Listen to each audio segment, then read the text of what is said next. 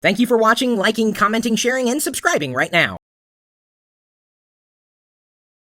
A producer for a television show on Spike TV contacted me through YouTube to ask if he could get permission to use the video that I had recorded with Ponzi last year with her waxing my facial hair, and it really did hurt. I don't recommend that at all. But to get the video, he says, well, you can just send it to me on a DVD. I'm like, sure, no problem at all. And it gave me an opportunity to use the DVD authoring tool inside of Windows Vista. I never really used it before.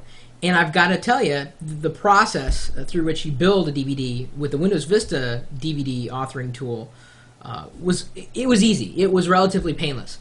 But when I went to burn it, it just didn't work. Like it had an error that said, I don't know what's going on. Sorry. And that was it.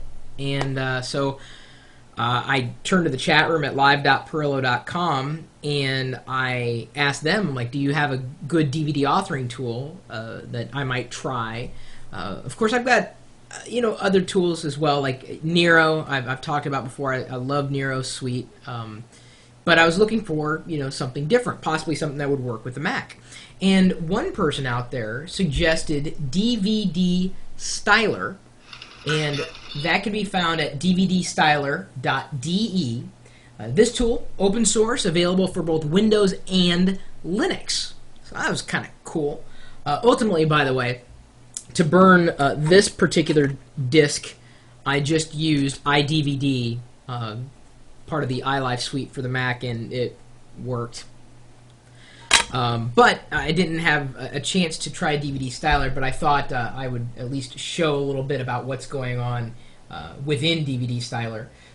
It is very bare bones. It's not going to be something that you would expect to pay money for. I mean, it is open source, but it's good enough if you need a DVD authoring tool and you don't really have the budget to pay for one. Now, I happen to be demonstrating this on the camera as you can see it, but I'm also sharing it on a GoToMeeting as well. If I want, I'm going to zoom in and go a little closer just to give you a better look here. By default, it comes with a handful of backgrounds. Of course, you could use any image for a background, and you could also use a video for a background as well. I just happened to drag a plain old blue one in there. One thing that I was discovering when I was trying to set it up was that it only accepted the MPEG files. You couldn't drop an MPEG-4 video file in there. It wouldn't recognize it, at least the ones that I tried. Couldn't handle Windows Media files either.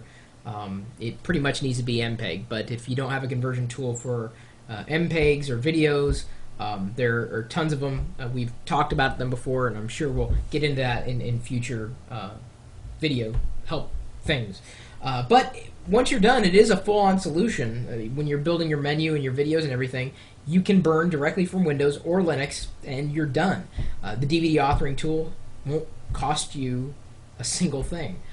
Now, I was sharing this with the people on GoToMeeting. I've got about 26 people that are connected and watching me demonstrate this on the desktop. Got to thank GoToMeeting for allowing that to happen. But, I wouldn't have known about this had someone not mentioned it to me. So I really appreciate that reference. You may know of a better open source DVD authoring tool or good video tool in general that's open source, free, or even shareware. Which ones do you use? Which ones do you recommend for any operating system? Linux, FreeBSD, Windows, OS X, you name it. Always interested in hearing what you have to say and what you're using. Just email me suggestions and recommendations, chris@pirillo.com, especially if you think that nobody else has heard about your recommendation.